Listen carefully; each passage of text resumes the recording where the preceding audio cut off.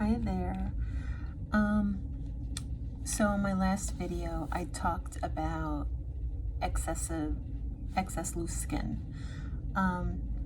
Today I want to talk about a couple of other things that I think are kind of important that are often overlooked or maybe not broached as often or as commonly talked about. Body dysmorphia, how you view yourself psychologically, and the subsequent residual effects after you lose a large amount of weight, and also something a little more personal, the complex feeling of not quite living up to a certain standard, or lack of confidence. So touching base on the body dysmorphia, it's hard when you are a large person your whole life, right? Because you're viewed as just being large. And then when you start to lose weight, people sometimes will say, oh, are you not eating? You know, you need to eat more, because they're not used to seeing you smaller, or it's hard to gauge where you're at. So I've lost about 110 pounds. And with that 110 pounds, I still feel like I am a 5X in pants, a 3X in tops. That's not the case. I am an extra large in tops now and a 2X, 3X in bottoms. And it's hard because when I look in the mirror, I'm like, I'm not there. I'm not there yet. And it's hard sometimes to get past that. It really is. So you have to constantly work on yourself psychologically. The residual effects of that large weight loss is that disbelief of not feeling you've achieved enough, if that makes sense. And for me, mine goes a little bit like one step further. So today you can see I have makeup on. I don't really wear makeup a lot, but when I do, I wear it.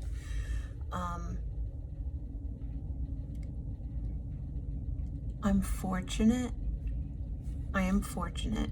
I facially am attractive, and I have a pretty good palette to work with. I'm fortunate, and I'm grateful for that. And I don't say it to sound overly confident. I'm comfortable in my own skin. I'm comfortable with who I am. But I come from a line of really, really beautiful women. And I am the only child from my mother and father.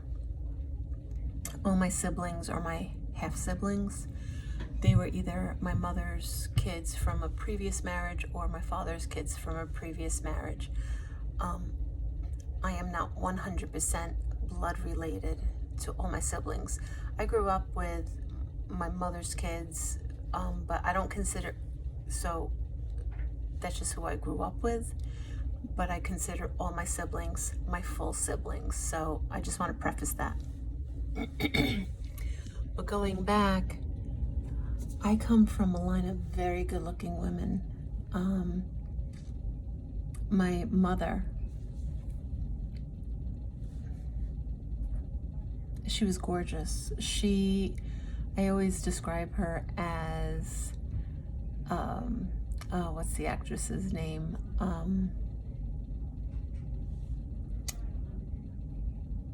Oh my God, what is her name? And her daughter is famous. Jane Mansfield. Oh my God. I always kind of would say my mom is a Spanish version of Jane Mansfield, who was that 1950s pinup. Her daughter is Mariska Hargitay from, I think it's NCIS, one of those cop TV shows, or maybe it was Law and Order, I don't know, one of those shows. Anyway, my mother was a looker. When I tell you a looker, she was a looker. And my sisters are all beautiful, beautiful.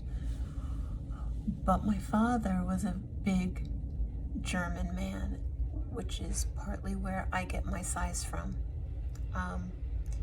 My sisters are substantially smaller than me,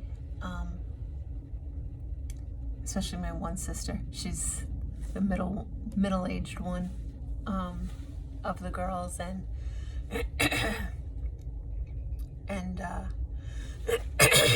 oh my God, sorry. And she's tiny. She's tiny. So jealous of that one. She's the petite one, you know. And she's cute and she's sassy.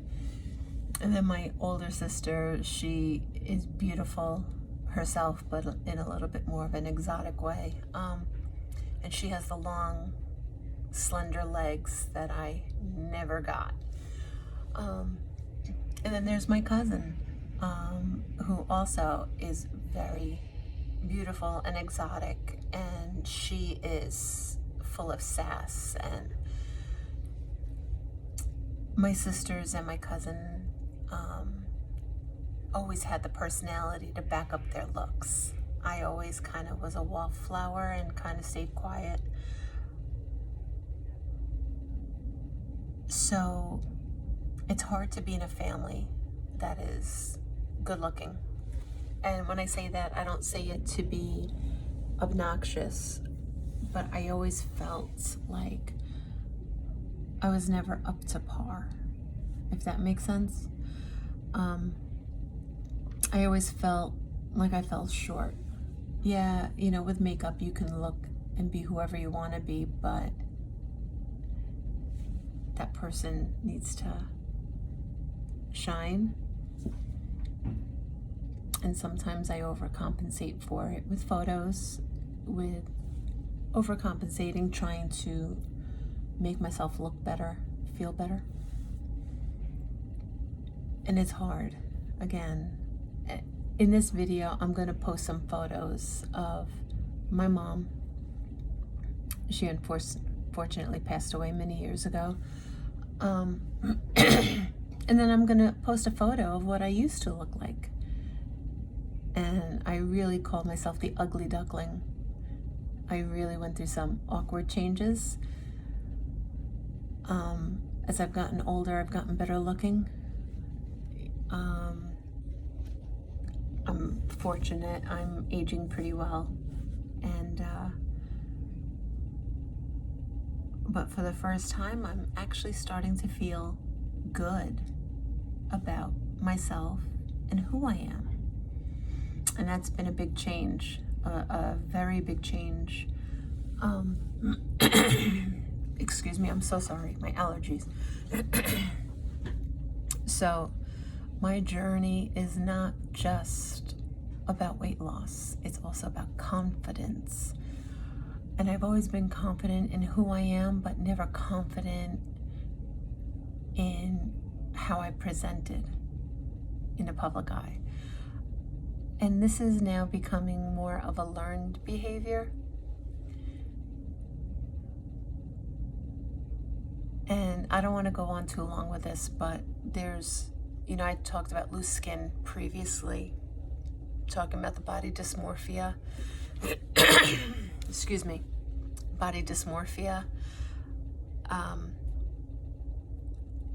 journey of never feeling up to par. And now for the first time, I feel like I'm getting there. And I have a long way to go. But, you know, all things in good time. But keep working it, keep working the program, keep working hard for yourself, keep your chin up. You're gonna have days where it's And then you're gonna have days where like you're on cloud 9. It's a complex ball of emotions is what it is, and you have to face all of those emotions. So any comments, questions, post it in the comment section. I'd love to hear from all of you, see your thoughts. And again, I try to talk about things that aren't usually talked about. So I hope my videos are helping you with your journey, giving you confidence, and I try to talk very plainly about everything. So thank you for watching as always. Bye guys.